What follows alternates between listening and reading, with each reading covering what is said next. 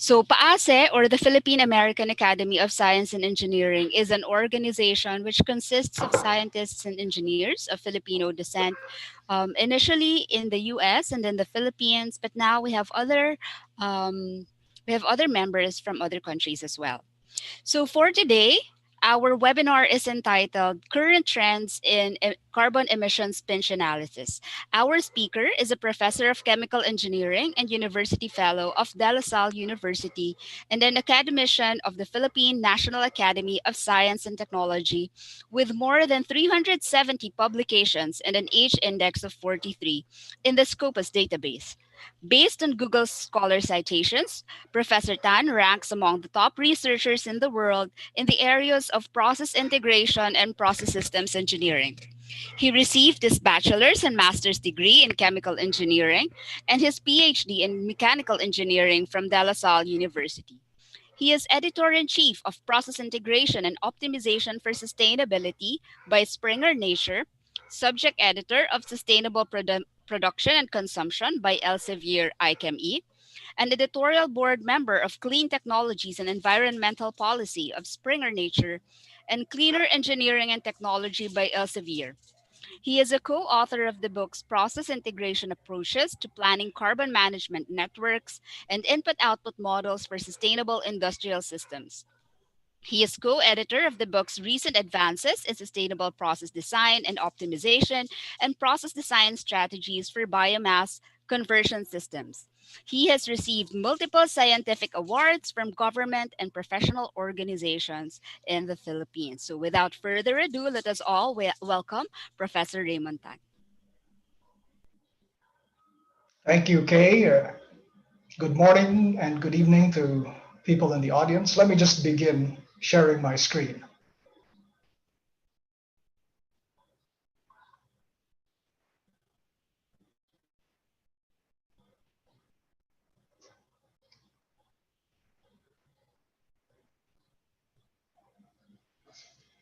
Right. One of the good things about the silver lining of the current pandemic really is that public interest in science has really grown in appreciation of the need to provide scientific tools to problems that we face. My talk isn't going to be about COVID because I'm not an expert in that area. I'm talking about carbon emission analysis. And this is a topic which I've been working on for close to about 2 decades now. And it deals with a problem which was recognized by the scientific community for many decades. In fact, it was Svante Arrhenius recognized that CO2 in the atmosphere would elevate the temperature of the atmosphere by several degrees.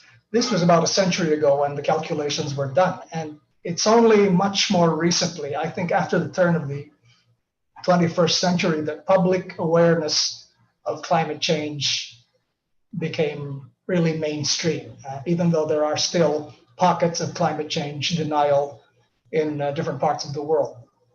So I think it's essential that we recognize that carbon management is a very critical issue, and it's an issue which existed long before there was COVID. And believe me, it's an issue which many years or many decades after the vaccine for COVID is found, we will still be facing the climate problem. For example, the polymath Raymond Dyson spoke of this in a 1977 paper published in Energy. My talk this morning, which I'd hope to go through it in less than 40 minutes, covers a brief overview of climate change from a global perspective. I'll talk about carbon emissions pinch analysis, starting with the genesis of this procedure, a brief tutorial, a scan of the literature, including papers done by researchers other than the team I'm involved in, and some of the work that I've been involved in as co-author, and some recent work I've been doing with different research groups throughout the world, and finally, of course, conclusions and research prospects. So I'll begin with an overview of the climate change problem. Climate action is one of the sustainable development goals, and it is absolutely incumbent upon us to take urgent action because it's a time-bound problem. And for instance, if you were to look at IPCC documents, the Intergovernmental Panel on Climate Change provides regular updates on the state of climate. One of the things we've seen recently in their 2018 projection is the need to limit climate change or temperature rise by the end of this century to well below 2 degrees Celsius, and preferably closer to 1.5 degrees Celsius. And that seems like such a small difference, but this will have 2 degrees will have a major impact on the way human civilization will progress. And anything above 2 degrees is probably going to be close to catastrophic for future generations. The problem with climate, really, and greenhouse gases is there's a very long lag time in the causality chain between having the greenhouse gases in the atmosphere and the actual radiative forcing which causes the temperature change. And this means that there's a window of time which is necessary to recognize if there is a need to limit the warming 80 years from now, by 2100. It's been estimated that by the middle of this century, which is 30 years from now, global net CO2 emissions should drop down to practically zero level. So it has to be done 50 years ahead of time for the climate stabilization to be felt decades thereafter. And if you think about it, hitting zero emissions in the span of about one generation is a major global challenge. It's such a major challenge that researchers, for example, Hazeldine and colleagues wrote a paper 2 years ago saying that these deep emissions cuts will only be possible with the large-scale use of carbon capture and storage technologies and carbon dioxide removal, as it's called by the IPCC, or negative emissions technologies.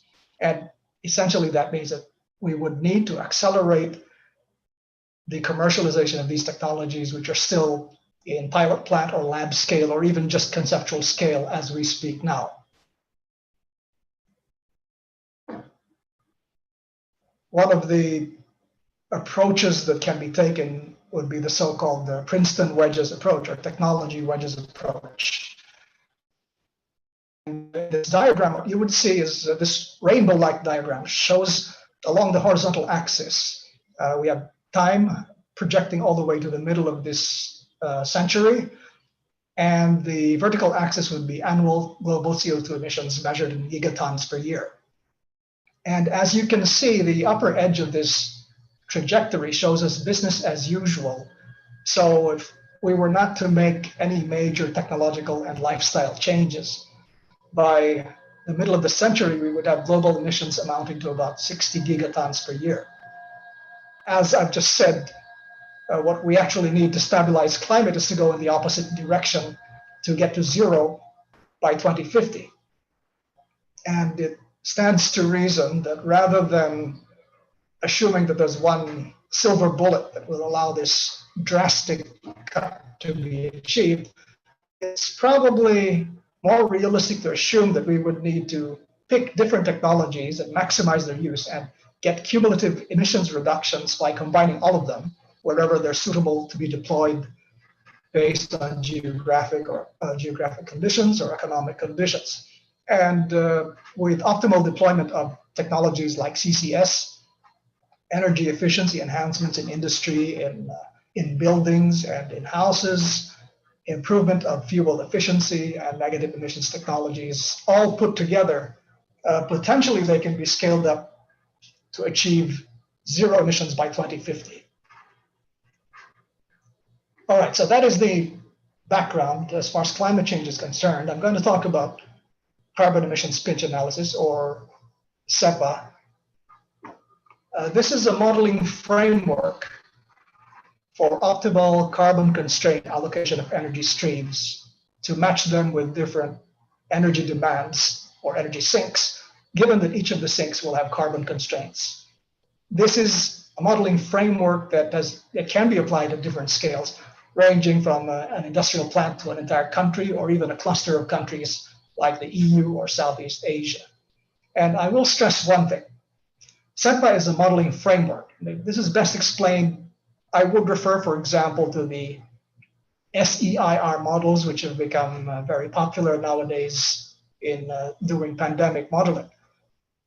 There is a difference between a modeling framework, which is like a template for computations, as opposed to a specific working model. And what you do is, if you have a modeling framework, you start populating it with numerical values of case-specific coefficients, and then you have a working model. So what CEPA actually is a modeling framework, and you can use it in different contexts by just using the appropriate numbers. So this is more about how to calculate rather than the specific results of the calculations. The genesis of CEPA can be traced back to chemical engineering. I am a chemical engineer by training, and one thing I was never taught back in my university days is something that I can say in just a few seconds. Chemical engineering is engineering for the mass production of chemicals. That is the fundamental problem that we all face. And chemical engineering is called engineering simply because the problem of mass production involves not just forming a specific molecule, which is your product. Think, for example, if you're making ethanol. When you mass produce, it's also essential that you have all of these purification steps, because you need to purify the product to a certain level of quality that is required by the market.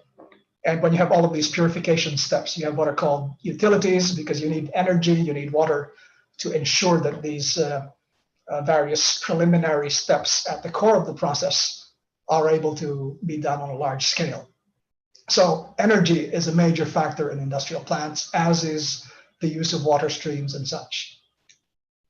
And because of the need for utilities, one branch of chemical engineering known as process integration emerged back in the 1970s. And for those of you who are old enough to have been alive back in the 1970s, one of the major changes was there were a couple of energy crises, one in 1973 and the other in 1979. And what happened was there was a sudden jump in the global price of energy, which acted as impetus for industrial plants and for energy intensive companies to look for ways to economize on a major cost, business cost, which is fuel cost. So process integration was a branch of chemical engineering which is dedicated to developing design tools or algorithms to allow companies to either build more efficient plants or to take the existing plants and modify those so they consume less fuel. And this was in the 1970s. In the ensuing decades, what happened was there's plenty of progress towards applying those same principles. If you can save on fuel, just by modifying those principles, you could potentially save on other things that your plants need, whether it's water, solvents, even some people have used these principles for optimizing the flow of financial resources. And in process integration, the major methodologies which emerged, initially these were seen as being competitors.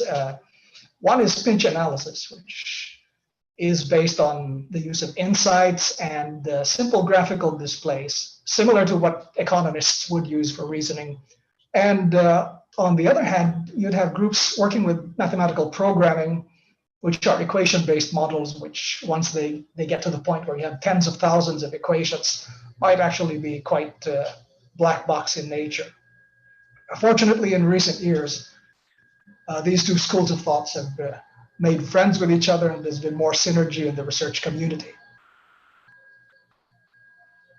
Now, in pinch analysis, specifically, the general roadmap for pinch analysis is we begin with what is known as a process flow diagram, which is a schematic representation of an industrial plant.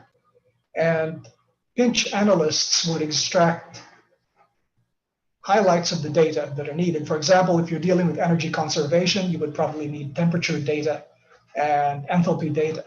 And we construct what are known as composite curves, which summarize the cumulative demands of energy and cumulative supply that are available inside the plant. And the pinch analysis procedure culminates in what is called network design. In other words, you then map out if there are pockets of excess energy in the industrial plant. These are matched with the appropriate pockets of energy demands internally, because if you can do this, if you can use waste energy that is available in your plant and supply energy to demands inside the plant, you can buy less fuel, and you would in fact save on costs. You would actually reduce emissions. This was recognized back in the early 90s that there's a link between the emissions reduction and the fuel consumption reduction. Now, that then brings us to CEPA specifically. This is a procedure that I co-developed with a good friend, a longtime collaborator, who's in the audience now, Professor Dominic Foo of University of Nottingham. This is the actual picture taken back in 2005. We were in Kota Kinabalu in Malaysia discussing the initial concept. The paper was published in Energy in 2007. It has come quite a long way. There's another picture on the slide with Dominic giving a talk at an International Energy Agency workshop some 3 years ago in Berlin. And what we did essentially in our article, which has also been rehashed in the Handbook of Process Integration and in encyclopedias, we've taken the general principles of pinch analysis, and instead of applying them to energy conservation, we applied them to a specific problem of matching energy sources with energy demands based on carbon emissions considerations. And we never really thought, between the two of us, I don't think either of us thought it would get this big 15 years later. The seminal paper has been cited over 200 times. Those papers which cited us have cumulatively had about 5,000 citations and growing by the day.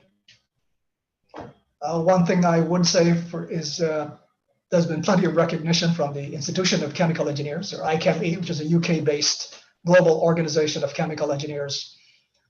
We were featured in the Chemical Engineer magazine in late 2019. One of the things I would recommend for the audience, because a few weeks ago, the ICHEME published an online collection of climate change papers, 31 papers in total, which are available for free. I don't know how long they'll remain open access, but one of those 31 papers is our 2016 review paper, which you can then, if you're interested, you can download. There's a bit of a tutorial aspect to that paper. Of course, it's about half a decade past state of the art, but it's a pretty good milestone in the CEPA literature. And of course, more recently, Dominic and I published a book which was released a few months ago. This is, I would have to say, Dominic did a lot more work on this book than I did. But the other thing is, in addition to the tutorial, the second half of the book features contributions, contributed chapters by different research teams in China, in Taiwan, in India, and other countries who have used this same procedure for local problems. So I'd urge you to have a look at that. We can't give it away for free, but we can do a book signing if you would like that. All right, now that's enough advertising. Let's move on to the discussion or the tutorial aspect of this webinar. Carbon emissions pinch analysis starts with the problem of having, as you see on screen, we would have a set of energy sources and a set of energy demands. And as with, this might look a bit like a neural network. And by analogy, what you might be doing is figuring out the weights of those arcs that connect a given source to a given sink. And for each of the sources, you would have a supply limit, how much of a particular fuel or energy source is available to be distributed, and what is its carbon intensity. At the demand side, we would have similar data. How much does each of the sinks require in terms of energy, and does it have a carbon emissions cap? And based on this information, we would then match the sources in the sinks. And typically in pinch analysis, we would have what we call the fresh resource. And that means that there's a very clean energy source which is potentially available, let's say solar energy or wind energy.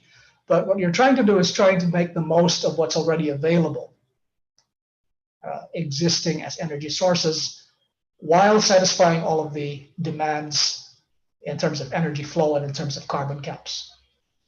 So that is the fundamental problem. What we make use of is the so-called pinch diagram. This is an example of a pinch diagram which has been solved, and the procedure begins by plotting cumulative energy flow along the horizontal axis and cumulative carbon emissions along the vertical axis. So this is the geometric representation, and an optimal solution exists and is signified by this geometric orientation where the energy sources, which is the red, this is known as a composite curve, even though it's actually a series of linear segments. So the red segment, relative to the blue segment, which corresponds to the demands, would have this orientation. And what that means is you are able to satisfy the energy demand without crossing the blue line or without exceeding the carbon emissions cap. Typically, what happens in an energy system is that there exists a pinch point, a point of tangency between the two composite curves, as shown here. And that pinch point has very important properties. There's a principle which has been used for many decades now in various pinch applications, which says very simply that you can decompose a complex problem, and you would have this bubble shows us that there's a region below the pinch point and to the left. The other bubble shows us a region above and to the right of the pinch point. And one of the interesting consequences of all pinch analysis problems is that these two sub-problems can be treated completely independently of each other. And it applies to any problem framed as pinch analysis. In the case of carbon emissions pinch analysis, this is the classical case study in our 2007 paper, which was actually based on the data of the Philippines early in the century. So this is cumulative energy demand measured in thousands of terajoules, and the vertical axis would be CO2 emissions. And what we did back then was we segmented the Philippines just as an approximation into Luzon, Visayas, and Mindanao, these being the demands. And the energy sources would be fossil fuels, coal, oil, and natural gas, with the potential of introducing a larger quantity of what we referred to initially as zero carbon energy. We didn't define that explicitly back then, but zero carbon could be nuclear energy, it could be tidal or wind energy. And if, hypothetically, if you were to set specific carbon caps for each of the three geographic regions, then the problem would be, how would you allocate the available energy sources so that none of the carbon caps of the three regions would be exceeded? And this is the pinch diagram showing the optimal solution. What would happen is you would try to maximize use of the available resources initially, but typically it would not be possible to satisfy the carbon caps without introducing more of this new zero carbon resource. And the actual quantity required can be calculated via this horizontal gap that we see down here. So this would be, for example, additional nuclear energy or additional solar power generation. And likewise, in order to meet the carbon caps, some of the pre-existing fuel or energy capacity would actually have to be mothballed. And in this case, you would note that there's a bit of an overhang here in the red bubble on my screen. Now, what we would see is I've enclosed the region above the pinch in this red diagonal oval. And in the source sink diagram, it actually corresponds to these same red bubbles. And that means that one of the consequences that we should highlight is what is known as the golden rule of pinch analysis. Simply put, it says that once you've found the pinch point, you should not be transferring energy across the pinch point. And what that means as a consequence is we would note that coal as a fuel is located above the pinch point. All of the coal has to be used only in the region which is located above the pinch point. And likewise, once we begin putting in new renewable energy or nuclear energy capacity, this should only be used below the pinch point, and specifically in regions 1 and 2. And we don't use this in region 3, which is across the pinch point. What that means is you can actually cross the pinch point, but the solution would not be optimal. So that is the golden rule of pinch, and that is what CEPA does. The same procedure, the graphical display, is very useful for discussion and education purposes and communication, but we've actually taken up these same principles and implemented it as an algebraic algorithm and as a mathematical program in subsequent papers published a little bit more than a decade ago. We've also much more recently used process graph algorithms to implement carbon emissions pinch analysis with some interesting results. What we've also done is we've applied exactly the same principles, but you can measure how sustainable an energy source is, typically using carbon emissions, but you could use other metrics as well, like land footprint, water footprint, and others. So applying pinch principles, but replacing carbon footprint with some other footprint appears to work. We've done it, for example, about 12 or 13 years ago, at the height of the biofuel mania that took over the world for some time. We did this for land footprint and for water footprint, which are constraints for the production of biofuels.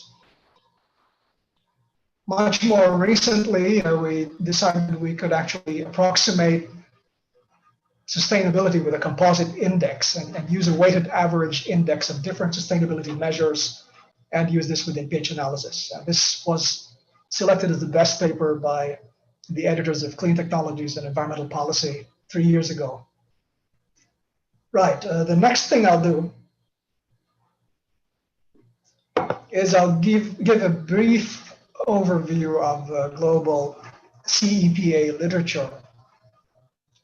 These are some of the papers that I have not been involved in, but have been done by researchers in different countries. So certainly, it was just 1 year after the initial publication of our paper that at a conference we found out, Dominic and I found out, that there was a PhD student in Ireland who was presenting at the same conference as us, who'd taken up our algorithm as part of his PhD thesis. Damien Crilly did that. At the same time, at the same event, I ran into a postdoc by the name of Martin Atkins, who struck up a conversation with me about pinch analysis, and they came up with their own analysis of New Zealand's low carbon future using this technique. And of course, colleagues in the US, in China, in Brazil, India, these are very large countries which would figure prominently in the global carbon footprint of the future. And much more recently, of course, research teams in Korea, Nigeria, the Baltic states, and earlier this year, a paper came out in the Journal of Cleaner Production doing this for the entire EU. Now, some of the work that I've been involved in, and Dominic Foo as well, with our colleague Jia Xiaoping from China, is the analysis of some local issues. China, of course, is the largest emitter of greenhouse gases in the world, just by sheer scale of the country.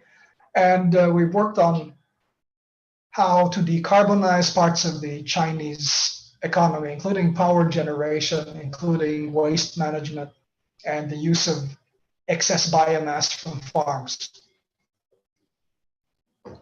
Much more recently, we've worked with a colleague who's based in the United Arab Emirates, Rebecca Lim, who's based in UAE, started doing analysis of the UAE low carbon future using this technique. And the thing about UAE is it's a small country, but has the unique characteristic of having very high per capita carbon intensity. So that was a big issue. The other issue is being in an arid part of the world, there's an important trade-off between the carbon emissions and the water footprint. especially because a lot of their municipal water supply is provided via desalination, which itself is extremely energy intensive. So that's an interesting paper that you may want to have a look at. Closer to home, of course, with some colleagues, including our host, Dr. K, and my Dominic as well, we've done an analysis of the Philippine commitment to the Paris Accord. And if you're not familiar with what the Philippines has committed, back in 2015, the Philippines promised conditional 70% reduction in CO2 emissions relative to business as usual, which is approximately 2/3 of the carbon intensity relative to GDP. And what we've done is we've taken pinch analysis and we've figured out, given the current state of technology, it might be feasible to get halfway there. With some economic restructuring, we can do 30% carbon emissions intensity reduction. Anything beyond this will require dramatic changes in technology. For instance, it may require negative emissions technologies to be implemented to get anywhere near 70% reduction. And the commitment, mind you, the commitment is for 2030, which is just a decade from now. And much more recently, of course, we've done parallel analysis of the Philippines and Malaysia, which are published by the University of Nottingham's Asia Research Institute. I believe these are available for free download. If anyone in the audience is interested in these, you just visit their website. Now, as we approach the end of the webinar, I just want to talk briefly about some of our recent work with different research teams throughout the world. This is work done at the scale of industrial plants. And this is actually done primarily by Jane Yap and our colleague, Dr. Julie Tan, completely unrelated, but with the same surname. Jane Yap was a high-performance undergraduate student at UCSI University from Kuala Lumpur. And she got a BASF scholarship to do a few months of research attachment in Sweden under Dr. Stavros. And what we did was we came up with an extension of a technique previously developed in an earlier 2010 paper by Dominic's graduate student, which has to do with carbon footprint reduction in an industrial plant. And this is really an allocation problem in the sense that it's easy to imagine that an industrial plant would have CO2 emissions and carbon footprint. But typically, if you have multiple products which you're selling to different customers, there is actually the problem of allocating the total carbon footprint to each of these product streams without double counting and without undercounting. And this is essential because in the accounting procedure for carbon footprint, whichever firm eventually buys your product, your carbon footprint as allocated to this product becomes part of the carbon footprint of the downstream product. And the problem then is you begin redesigning plants to achieve reduced carbon emissions. What are the best measures to take, considering that the carbon footprint is going to be shared by the multiple products that you're making? And Jane did some very nice analysis of biorefinery based on what is known in Sweden as growth, which is branches and leaves from trees that is used as biomass feedstock. So this illustrates the use of CEPA methodology at the scale of industrial plants. Next, and much more recent work done by PhD student Rok Gomilchek and colleague Dr. Lidia Čuček and a research team from University of Maribor in Slovenia. Rok is actually employed by the largest aluminum producer in Slovenia. And what we've started to do as part of his PhD work is an analysis of how to reduce the carbon footprint of aluminum products. If you're familiar with the procedure or the process for production of primary aluminum, it is primarily an electrolytic process. And that means that you use electricity to break down the aluminum oxide molecule. And you get, on one hand, you get the oxygen, and then of course you have the metallic aluminum. And this is extremely energy intensive. It is possible in the EU, especially for energy-intensive industries like this, that you can actually select where you purchase your electricity so that a company can certify reductions in carbon footprint by selectively buying electricity, let's say, that is certified to be renewable or certified to be low carbon. Except that this will be more expensive, and thus the problem is, how do you reduce the carbon emissions, the carbon footprint of your aluminum product while meeting the budget constraints as well? So this is interesting work, which is still developing as Rock progresses through his PhD work. And in terms of the global scale, 2 years ago, I did some work with a research team based primarily in the Czech Republic. This is led by Dr. Tim Walmsley, who's now back in University of Waikato in New Zealand. And what we were interested in was to look at a concept called circular economy, which is very popular nowadays. It deals with closing the loop at grand scales so that we use resources more efficiently. And our idea back then, primarily Tim's idea, was how do we use the pinch analysis principles so that we're able to plan these circular economies much more effectively. And we looked at the case of what happens when you have biomass-based systems like pulp and paper manufacture, which would have plenty of residues with potential to be used either as fuels themselves or to be used as feedstocks to make green fuels. And we looked specifically at using residual biomass from the pulp and paper industry and looked at how much of this is available on a global scale, and hypothetically looking at the potential to scale up the production of green aviation fuel derived from these residues. Now, we looked at aviation specifically because of its inherent decarbonization constraints.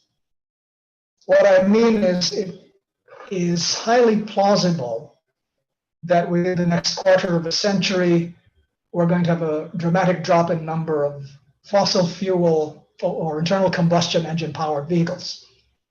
It's plausible that the next car I buy might actually be either a hybrid or a pure electric vehicle.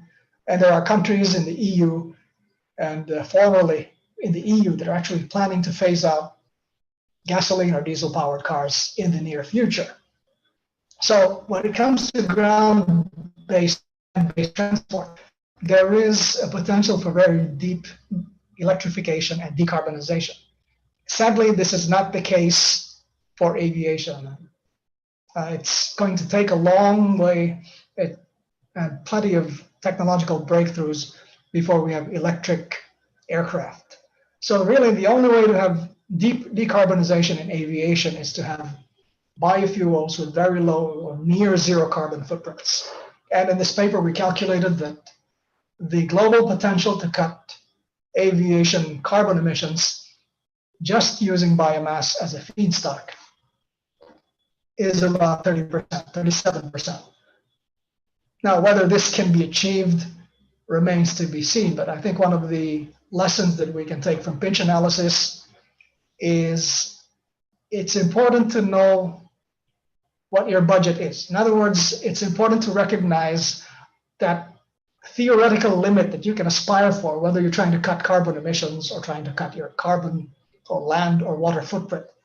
The theoretical limit acts as a guide for all of those decisions to be made later on once you get to detailed planning and detailed design. So I'll move towards the end of this webinar, this talk, by discussing some current work in progress, which I opted not to present.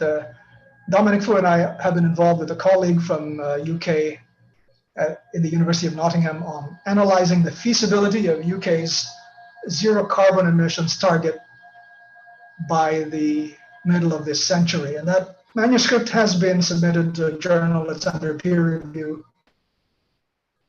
There's also work that I'm doing with a local colleague, Dr. Neil Lopez, and with Dominic as well, looking at electricity trading in Southeast Asia. And this is interesting work which will be presented in a conference a couple of months from now. Maybe a future webinar can be done based on that. Much more recently, Dominic Foo recruited a PhD student to work on analyzing how negative emissions technologies can be integrated within the procedure, because we see some of the recent work has shown that it's a lot of the deep emissions cuts that we're looking at cannot be achieved unless we have negative emissions as part of the global energy economy. And I mentioned that there's work I'm doing with colleagues in Slovenia looking at the circular economy of the aluminum industry. And my current pet project, I'd be happy to work with anyone who's interested in game theory. How do we link this pinch analysis with game theory, allocate carbon emissions caps to different countries or different regions? So in conclusion, carbon emissions pinch analysis is a modeling framework for managing carbon emissions at scales ranging from industrial plants all the way to entire continents. There is still plenty of work to be done. We're looking at how pinch analysis can be linked with game theory, as I've just mentioned, perhaps artificial intelligence tools. A colleague at the University of Swinburne in Malaysia has come up with the idea of using artificial intelligence and linking it with pinch analysis. This is still under development with Dr. Haobing Shen. And of course, applying the technique in its mature form towards current carbon management issues, and it's actually essential. And what we're seeking right now is to get a more mainstream audience for this highly specialized planning tool. And thus, to end this webinar, I just want to say deep thanks to my colleague for 2 decades now, Dominic Foo. This is certainly work that has come a long way. My other collaborators who worked with me on pinch analysis and its different variants throughout the world, and of course the Philippine American Academy of Science and Engineering for this opportunity to give this talk. So thank you, and now I would be happy to take questions from the audience.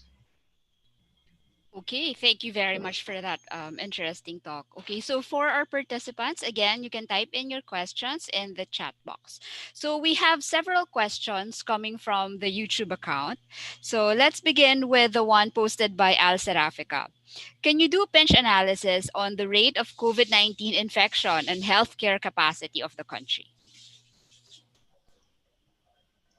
Good morning, Al.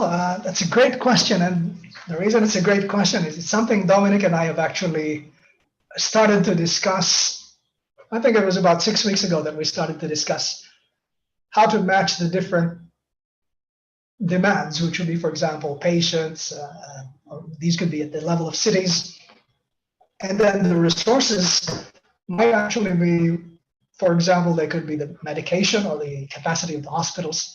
So the answer is yes, it can be done in principle. We started to do it, but unfortunately it got buried in a lot of the other work, which we've continued, of course, with the actual core scientific work that we've been doing. But I think with that reminder, we might have an interesting discussion in the next few days. Thanks for that. Yes, that can be done. Okay, the next question comes from Angeline Lau. Does CEPA consider changes of carbon emission with respect to time? How can the time aspect be integrated? Very much so, yes. It's a bit complicated. It's something that we probably would not be able to do in a webinar of 45 minutes. But the best work in this area has been done by our colleagues down in New Zealand. A team led by Professor Michael Walmsley, and they've had a series of papers that looked at the carbon emissions pinch analysis. You would imagine a series of snapshots of these diagrams progressing over the years or over the decades.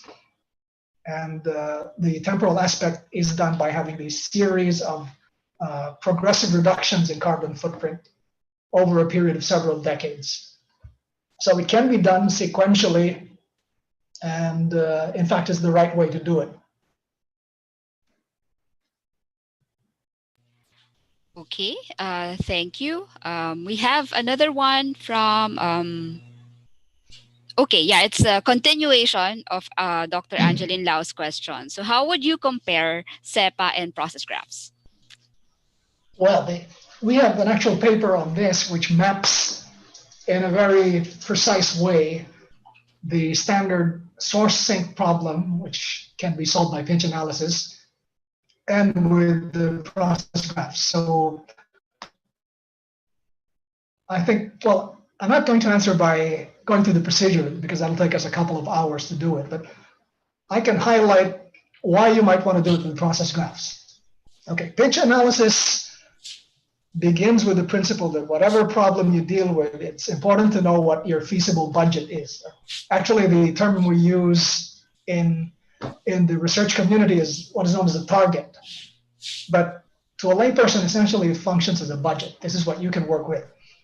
And then there are different heuristics and different principles that we apply so that we can design a network which is within the budget. Now, what can be done in process graph, and we've proven it in a pretty well-cited 2017 paper, is the emphasis is a bit different. When you do a process graph, the emphasis lies in enumeration of options. And of course, it still calculates what the target is, except it's not the core of the solution procedure. The core is the enumeration of these options. And I would say the advantage of doing the process graph route is that once you have the budget, the actual problem is how do you apply the budget to a design? And process graph could give you a list of options if you happen to have a problem with multiple optima. And there are many problems with an infinite number of optimal solutions, then process graph would be able to enumerate each and every one of these. And the other point with process graphs, which is always very interesting from the engineering standpoint, is that when you solve a model and solve for the mathematical optimum, and suppose the mathematical optimum is 1,000, most algorithms would be unable to detect what are known as near optimal solutions. And suppose then that your optimum, which is 1,000, and your near optimal solution is 1,000.1. So with this minuscule difference of 1% of 1%, your second solution is actually non-optimal from the mathematical standpoint. But from the engineering standpoint, it might in fact be worth exploring because that 1% of 1% disadvantage might actually disappear once you build the system in real life. And it's process graph which is able to explore all of these different alternatives and do it algorithmically in a way that doesn't miss any of the options. So what we've done in our paper is bring the best of both worlds into the literature. So thanks for the question. Okay, I think Joel Coelho has a question.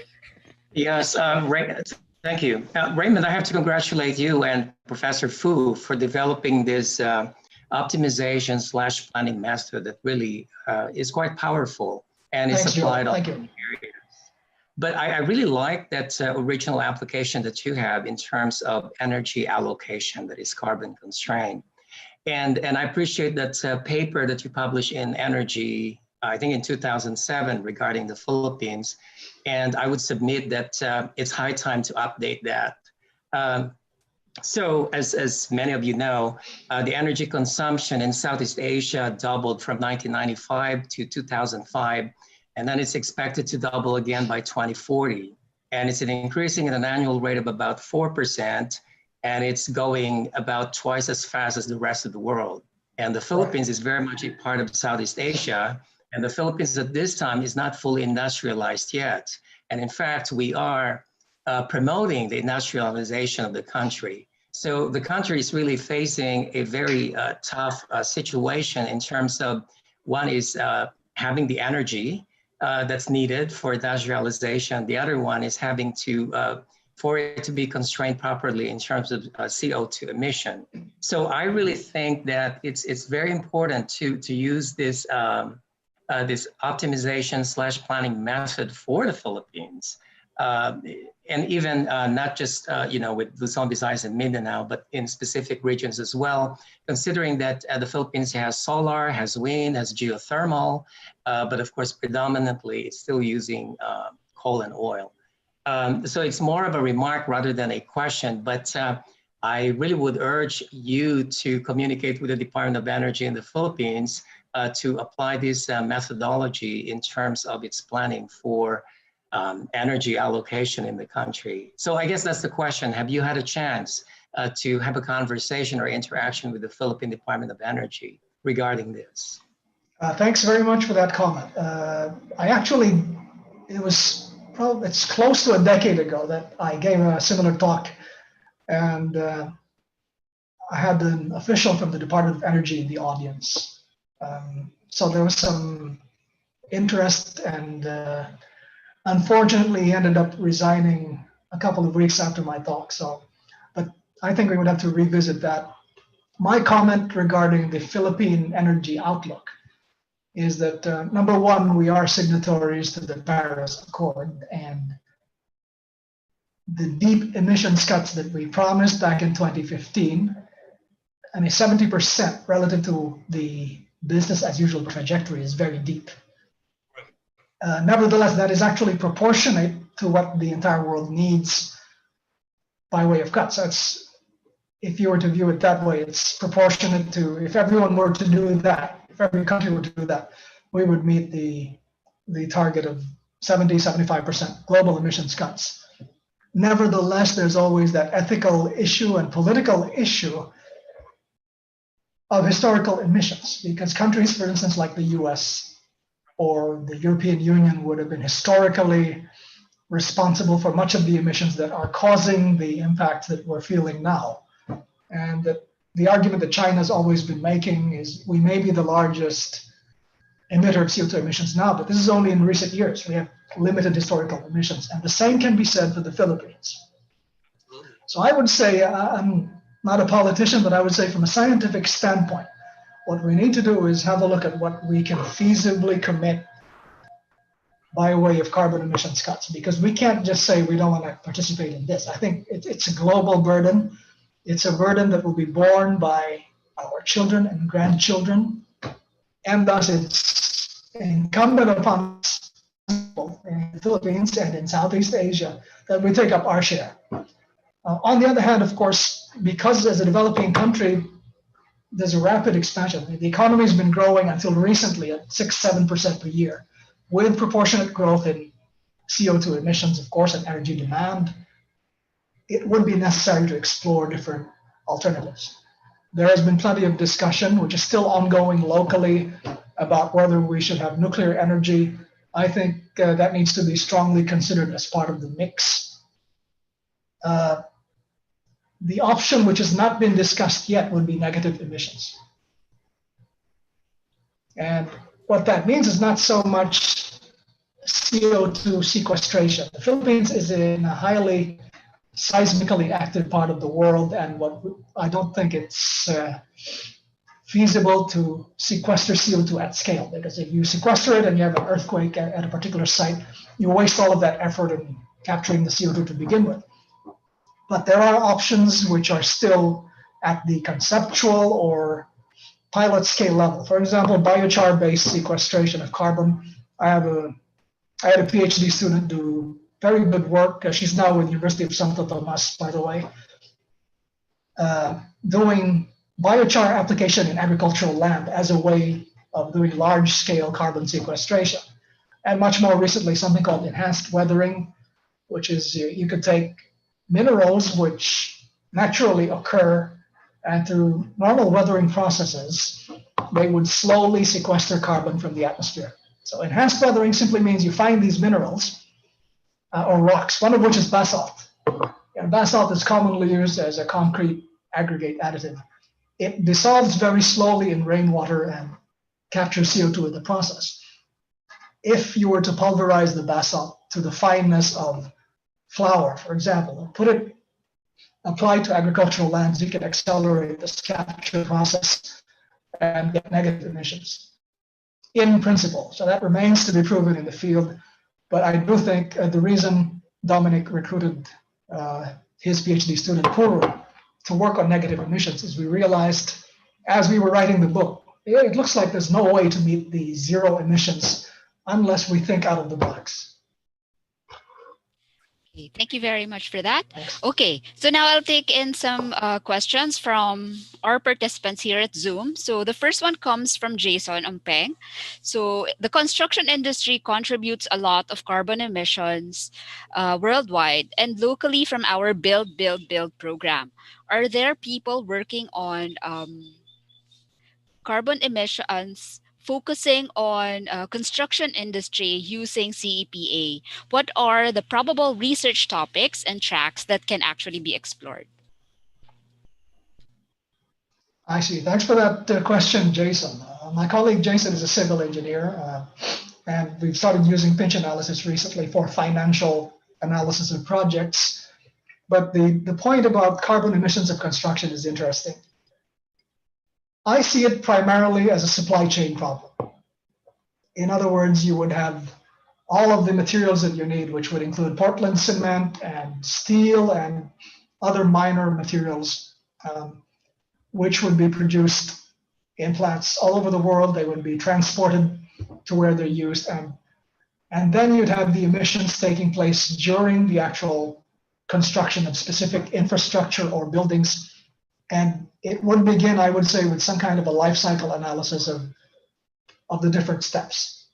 And I would map these within a pinch diagram and then figure out what are the actual technological options, because pinch analysis is a macro level tool. You would need those building blocks to begin with for decarbonization. And what pinch analysis can help you with is how do you use all of these little tools that you have and put them together to solve the big problem.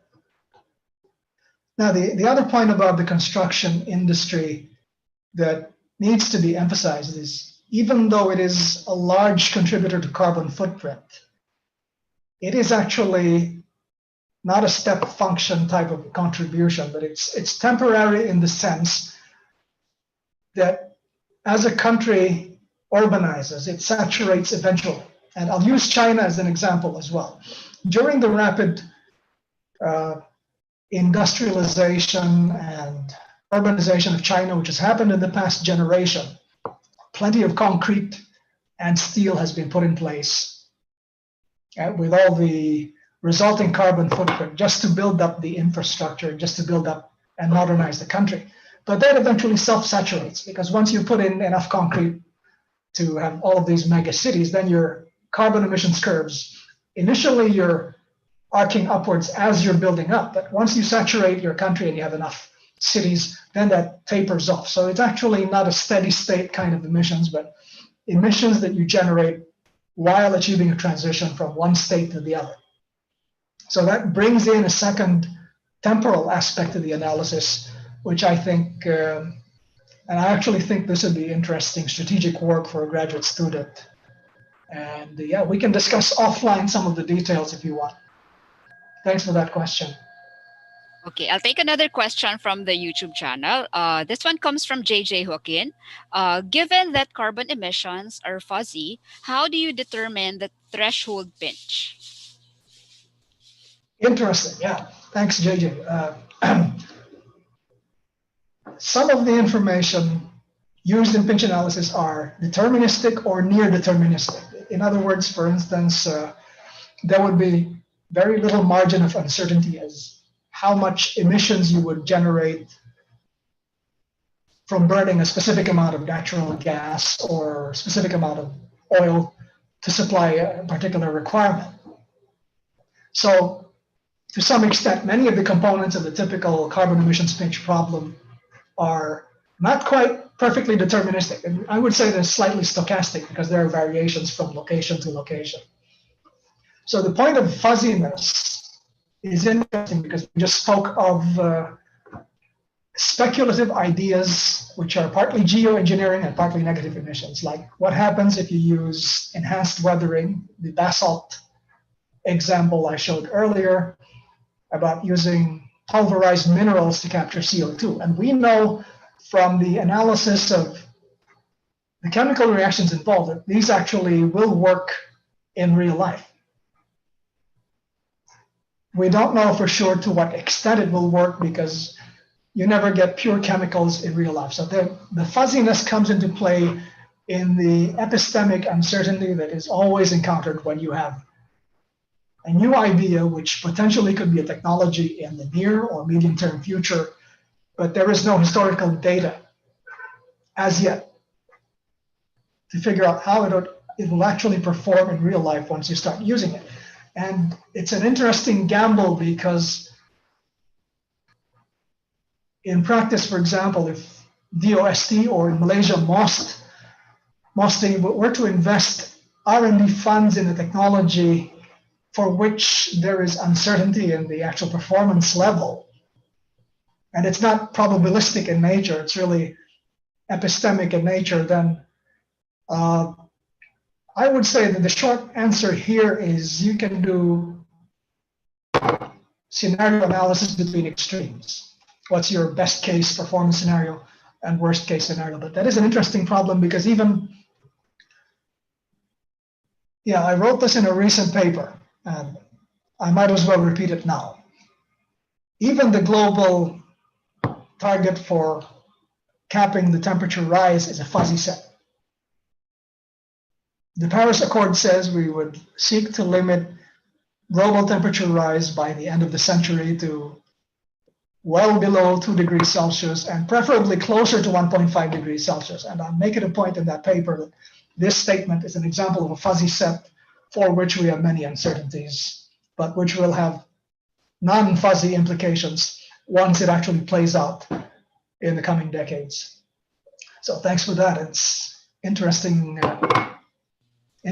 point about uncertainties. Okay. Yeah, I have a similar question later on in our chat. But let me go first to Virgilio Meneses. I think he's from DepEd. So he says that this webinar really helps him a lot, and he is an elementary teacher. Can you simplify or give examples of activities for kids to reduce carbon footprint? Well, for kids, I would, one of the things I remember about elementary school, I think I might have been in the 4th or the 5th grade. We had what is a subject known as work education. And I remember we planted peanuts. So we planted the peanuts and then came back and we would inspect the plants regularly. And at some point we dug up I don't remember if I ate the peanuts eventually, but I remember harvesting. One of the activities I would recommend, because it actually is a form of carbon sequestration, is biochar application to soil. Now, what does that mean? Normally, when you have charcoal, I would have my elementary school students think about this. If they've learned about photosynthesis and they know how charcoal is made, I would just pose initially the thought experiment. You have a lump of charcoal. I would say 75 to 80% of that is carbon. I would have them think about where that carbon was before the charcoal was made, before the wood from which the charcoal was made was wood. And eventually they would figure out that through photosynthesis, the carbon dioxide that was in the atmosphere went into the plant, into the wood, and eventually you cut down the wood, turn it into charcoal, and what they would have in their hands is actually a lump of carbon that was originally in the atmosphere. And I think kids would be smart enough, at a certain age, they'd be smart enough to understand this. The problem with charcoal is normally we use it for barbecue and such. So you have the carbon which you trapped from the atmosphere, but once you burn that, you're just returning the same carbon as CO2 in the smoke as you make your barbecue. So that goes in a circle if you do it properly. Ask the kids this: if you take that charcoal and pulverize it and then mix it with the soil as if it's compost, what have you done? What you've actually done is you've trapped the same carbon that was originally in the air and put it more or less, for as long as you don't set the soil on fire, then you've actually permanently sequestered carbon and you've achieved negative emissions because you've reversed the flow and taken CO2 from the atmosphere and put it in the ground, rather than the normal positive emissions of taking oil or coal from the ground and burning it and transferring it into the air. So I think that's an interesting thought experiment that you could actually do if in your school you have a plot of land and you can spare a bit of charcoal, and it's completely safe for kids to do as an exercise and as a thinking process and a thought experiment as well, coupled with a physical exercise that they can learn from. to get their hands dirty. So thanks for that. Yeah, thank you for that. I think that was a very good example. Just out of curiosity, the concept of negative emissions technologies, how far back has this concept emerged?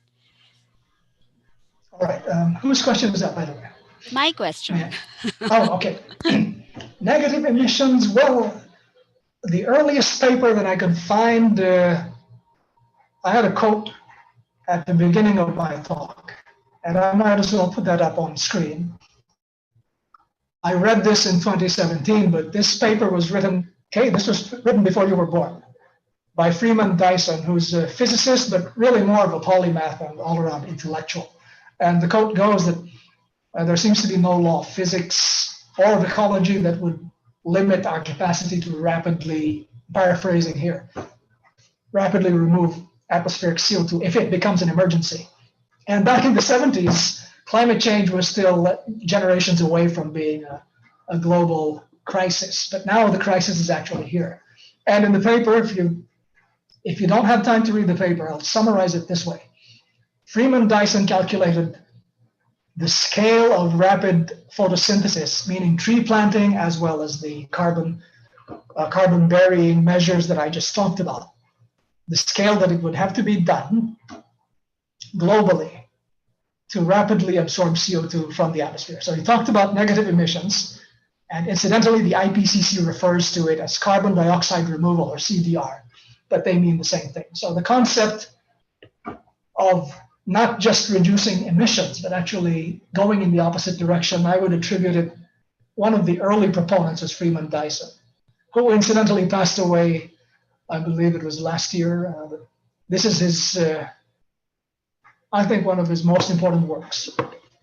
Okay, thank you. Now we'll go to the question from Vince. Daria, with the advent of new materials, devices, and fuel-efficient or electric cars and engines, has the carbon footprint per person decreased over time, perhaps from 100 years ago? Hi, Vince, or as you say down there, good day, mate. That's an interesting question. And really, not all countries are progressing at the same, or going through the progress at the same stage of development. So countries, for instance, like India or China or the Philippines are coming late into the game, and it's these countries for which per capita carbon footprints are growing. And it's simply because unless you have deep changes in the way energy is provided, the carbon footprint really tracks two things. It's the size of the economy and the size of the population. And for example, in the Philippines, if we've been growing, the economy has been growing by about 6-7% per year right up until 2019, the carbon footprint would have been growing at right about the same scale. And then with the population growing at about 2% annually, per capita, that translates to about 4 or 5% increase annually, simply because, of course, nowadays, people have mobile phones and all of these gadgets that need energy. And so that really comes with the rise in level of affluence as countries develop. Now, in countries or regions like the EU, the emissions have been, at least on a per capita basis, leveled off. And in fact, there are serious discussions in Europe and in the UK. And they're really taking their Paris Accord commitment seriously.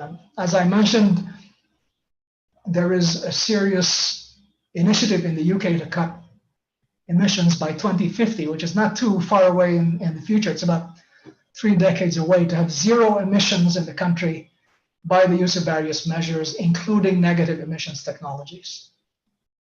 So I think just as those developed countries were ahead of us in the temporal carbon curve. In other words, they started producing emissions earlier, tracing back to the Industrial Revolution.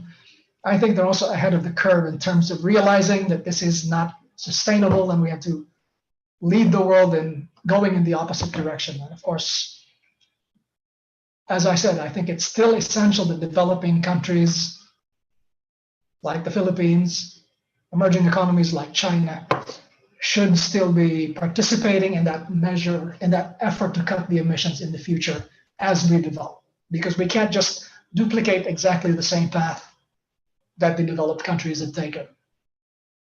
Okay, I'll take some questions also from the YouTube channel. So we have a couple from Al Serafika.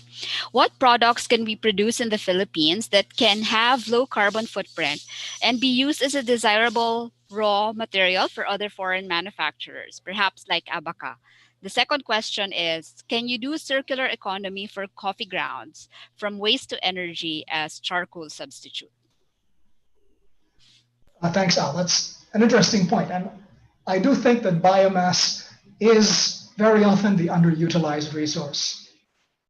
I'll start with an industry I'm familiar with because back in the day, my family was actually involved in coconut oil production when I was in primary school. And I do know by comparison with contacts in Malaysia that we've done side-by-side comparisons between the coconut oil industry at our end and the palm oil industry in Malaysia. Biomass resources are highly underutilized. And I think it is important for us to maximize the use of these resources. The problem is in logistics. And in an analysis, a superficial analysis or the quick analysis of the difference between coconut and palm oil. In palm oil, what happens is you take the palm fruit, the entire palm fruit, and take it to the palm oil mill, and you strip away all of the biomass at the mill, and you're left with the kernels, not the kernels, the components that are actually pressed into the palm oil. But what you've done is you've consolidated the biomass at a point location, and you've solved the logistical problem of having enough biomass to get the economies of scale going. And I have some good friends in the audience who actually been doing plenty of research on utilizing all of this biomass in what are known as biorefineries. Essentially, these are production of substitutes for petroleum and petrochemicals, but based on the biomass. Likewise, some colleagues in New Zealand are looking at using the residues from pulp and paper production, which is very large industry in New Zealand. In the Philippines, I've seen that the problem is the way coconut is processed. And if you're not familiar with this, in the Philippines, what we do is it's in the plantations that we strip away all of the biomass, which is the shell and the husk, and take away what's called the copra, which is the oil-bearing component of the coconut, and ship that, and only that, to the oil mills. And the consequence then is all of the biomass, which is potentially a large energy resource, gets left behind in the plantations and is a dispersed resource. Likewise, the same would happen if you have rice straw residues and so on. So I think biomass is a valuable and underutilized resource. We need to find out intelligent ways to figure out the logistics if the biomass is dispersed to begin with. And as to your question on coffee grounds, this is where you have logistical advantage because the coffee grounds are similar to the palm oil scenario in Malaysia.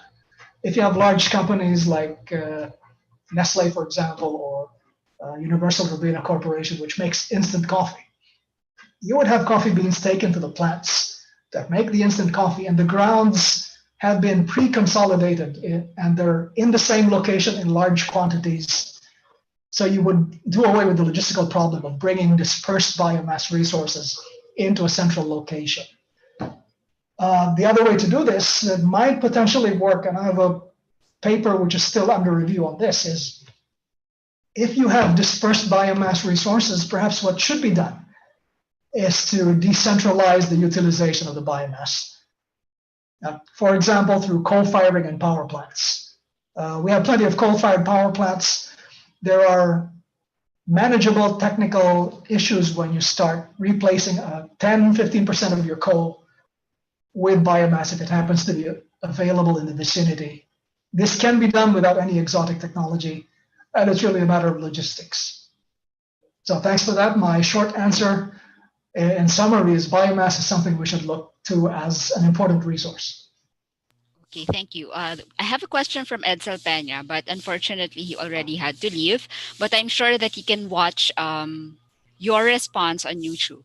So Edsel asks, he's not sure if this is a relevant question, but is the mathematical theory behind pinch analysis the theory of calculus of variations, which is also the basis of optimization problems in statistics, such as most powerful hypothesis tests and also in game theory? Unfortunately, Edsel, it's a lot simpler than that. Actually, it really boils down to algebra. And one of the most recent proofs available, which we didn't have to reprove it, we just showed that the same problem maps against the problem we were trying to solve, except the streams were different and the quality measures were different. There was a proof published in 2003 by one process integration guru by the name of Mahmoud El-Alwagi of Texas A&M University. Their proof made use of dynamic programming. So it really is based really more on algebraic relationships among the different components of the problem, and not nearly as complex as what you described. So thanks for that, and we can discuss more offline when we see each other.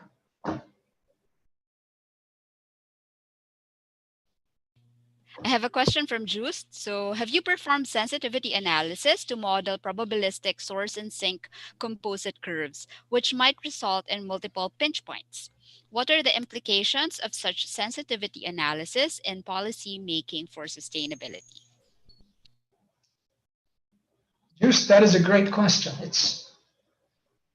I remember it's something that I talked to Dominic and Mahmoud about almost 2 decades ago, but strangely enough, never published anything on this. But you bring up a good point, because if there is uncertainty in all of those composite curve components and the orientation shifts ever so slightly, the pinch point could actually transfer to a different location, and it upsets the entire solution, because you would then go wrong with all your recommendations about not moving energy from here to there. That's an interesting question. I think that's something we should explore in future research. There is one point I will say about robustness of solutions, and this is where perhaps the hybrid pinch p-graph paper that we had could come into play, because then a non-optimal solution which violates the initial pinch conditions might still be nearly optimal. And if it's a matter of a 1% or 0.1% penalty, maybe the non-optimality is negligible from a practical standpoint. But that is an interesting question. I think I'll need to go back to the drawing board to think about this further.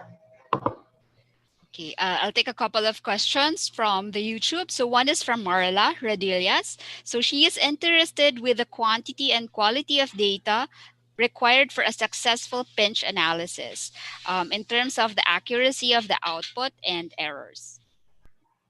Yeah, thanks for that, Marla. My interest has always been the modeling framework, and I brought this up initially, that we need to make a distinction between the modeling framework, which is the template of calculations. It's the procedure that you use to perform the calculations, as opposed to the working model. And my own scientific philosophy for myself is I would see myself as being more scientifically successful if I were to focus my effort on developing the framework and leave the actually pass on the framework to someone who wants to use it and populate it with the proper data. And that said, of course, the accuracy of the results and reliability of the results would depend on the case-specific quality of the data used by the person applying it or the research team applying it, which really means that my concern as a researcher here would be in relation to what just Santos mentioned previously, and the question previous to this is, how would I come up with a noise-resistant procedure? And I think I'll do this as my next pet project, something which can be robust to noisy data. Okay, and then we have a question from Mike Promentelia, also from the YouTube channel.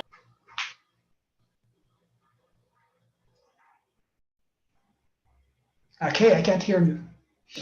Sorry about that. Okay, the next question comes from Mike Promentilla from the YouTube channel. Can you extend pinch analysis to apply it for nutrients management, such as phosphorus? Interesting. Mike Promentilla, of course, my kababayan from Quezon. Of course, he's much nearer to Manila in Sariaya. So hello down there. I hope things are okay in Sariaya. That's an interesting point. And I haven't, tell you the truth, I have not thought of this before, but I would come up with a quick answer now, and that the link lies in the footprint, in the word footprint, because we started out doing the pinch analysis for carbon footprint. 12 years ago, we thought this works for land footprint, water footprint, nitrogen footprint, and really it would not take too much of a leap of faith to get to the point where you're looking at phosphorus footprint. And I know that your research team is doing work on phosphorus footprint. What I would recommend is that because the phosphorus problem is a non-renewable resource problem, as your research team has so often emphasized, I think this might be a workable, at least master's level thesis for a student with the appropriate mindset, someone who's theoretically or computationally inclined and yet understands the phosphorus problem. So I think that's a good idea to work on. If you have a student, I'd be happy to sit in the examination committee and give that person hard questions as well. Okay, a question from Mark Nalvinus, who is with us here in Zoom. Do we have a model country where there is good practice in terms of regulating carbon emissions? My opinion is that it's not a particular country, but the European Union and, of course, the country which just recently broke off, the UK, are the countries which are taking their commitments very seriously. In other words, if you look at the laws being put into place and all of the regulations,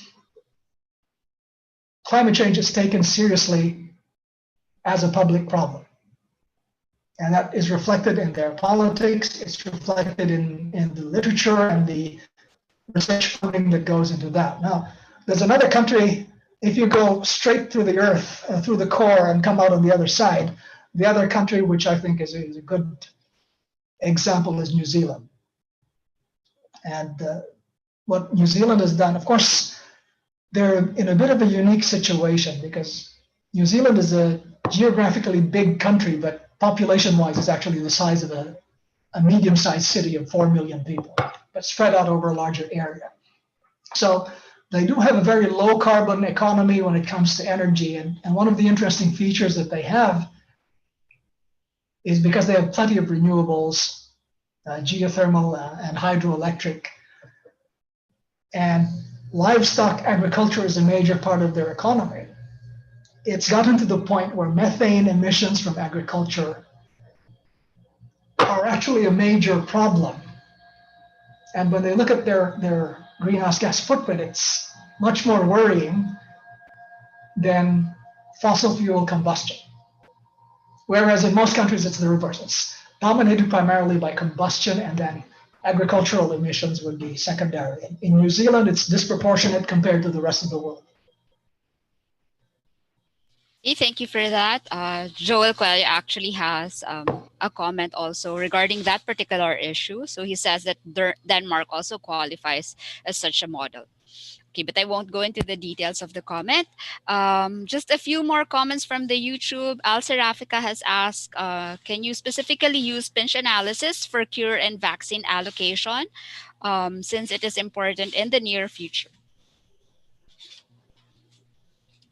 Al, we should have a serious discussion, and we have a meeting later today at 2 p.m., so we could spend 5-10 minutes on this.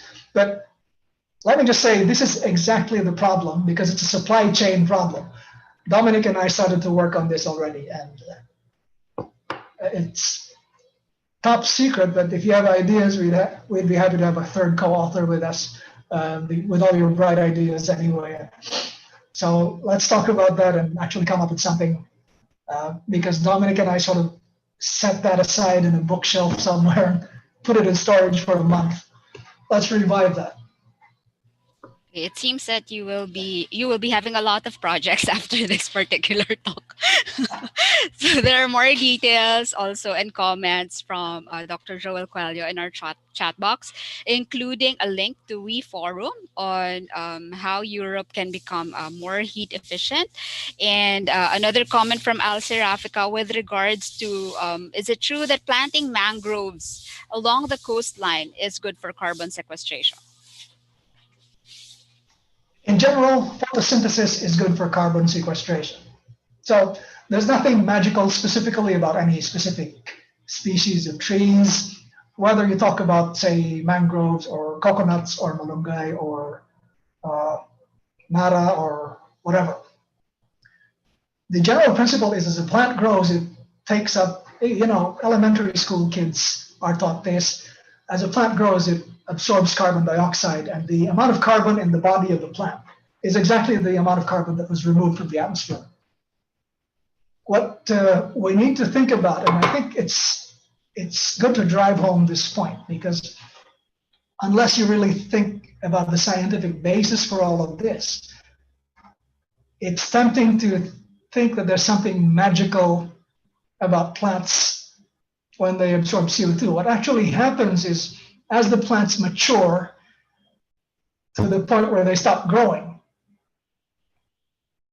the material balance tells you that once a plant or a tree stops growing and hits maturity, it actually begins to decline in its carbon sequestration. And this needs to be understood. In other words, if we were to embark, and I would recommend then that you read the Freeman-Dyson paper for more of this. If you were to reforest, as the forest grows, it would have massive carbon dioxide uptake. Once the forest reaches steady state where the die-off of the trees matches the plant growth, so it's actually not expanding anymore, then there is no net carbon uptake. This is why you would need to supercharge the system by doing things like biomass burial or biochar sequestration, which are measures by which you can augment the natural photosynthesis so that it doesn't taper off as it normally would. Now, regarding the many projects comments, I would also advertise that I've been pretty creative about using pinch analysis principles for various problems. I have a couple of papers on pinch analysis for human resource allocation. In other words, if you have tasks to do and you have only so many hours, man hours of resource available to handle the tasks, there are ways to optimize, and I do use that for myself. And one of the reasons I'm able to do what I do is because I am a pinch researcher, in the sense that I use exactly the same allocation principles for myself. So Okay, so I'd be interested in reading that particular paper to help me manage my time. Okay, I think we've exhausted our questions. Do you have any final thoughts, final words, Dr. Tan, for our audience? Well, I would just, thanks for that, by the way. Thanks, Kay, and thanks for all of you who've sent in your interesting questions and stimulating suggestions. I think, again, COVID is the crisis of the moment. But I would venture to say that in 3 years' time, COVID would be a thing of the past. In 3 years' time, climate change will still be here as an issue. In 3 decades' time, it would still be an issue. And the IPCC always speaks of 2100 as the reckoning point for all the targets. But actually, climate change will not stop in 2100. It will continue thereafter. So our descendants will grapple with the damage that has been done by the present and past generations. I would just hope that we exert plenty of research effort and energy into addressing this issue with a lot more focus and a lot more commitment to it, in the same manner that we've responded to COVID. COVID was a crisis that emerged very rapidly and galvanized the public and the scientific community in response. It hasn't happened to climate change because it's a slow creeping crisis that is easy to overlook. But with this webinar this morning, I hope that I've stimulated bright minds in the audience to think of how they, as scientists and researchers, or as educators, can help us solve this problem, because no single person and no single university or research team can solve this, but it can be solved by an integrated global effort. Okay, thank you for that. But before we end this webinar, let me just plug the next webinar. Okay, so please bear with me. Okay, so I hope you can already see my screen. Okay, so next week we will be having Dr. Rodel Barrientos, and he will discuss a potential vaccine against fentanyl and related analogs. So Rodel is from the U.S. Military HIV Research Program at the Walter Reed Army Institute of Research and the Henry M. Jackson Foundation for the Advancement of Military Medicine. He is also currently the program chair and vice president of the Washington Chromatography Discussion Group. So for those who are interested, please don't forget to register at tinyurl.com/rbarrientos. In addition to that, I would like to plug that the PAASE will be having its 40th PAASE anniversary and 2020 annual PAASE meeting and symposium from July 20 all the way to August 14.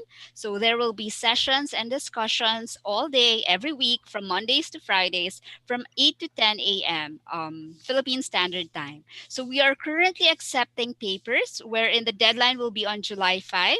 So for those interested, please go to our website, paase.org, for details. So if you scan the QR code over there, it will take you right away to our website. And abstract guidelines can be found at shorturl.at/ylpsu. And you may send in your abstracts to paasemanila2020@gmail.com.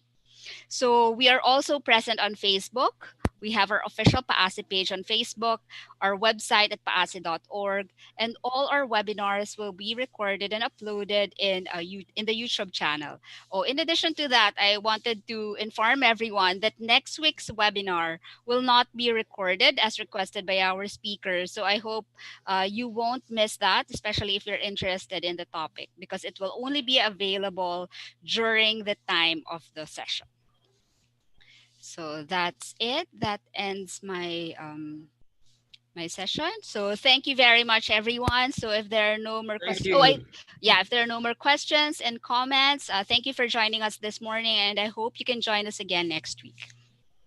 Thank you, guys. Thanks, Catherine. Thank you, Raymond. Thanks, everyone. Thanks, Bye. Joe. Thank you, everybody.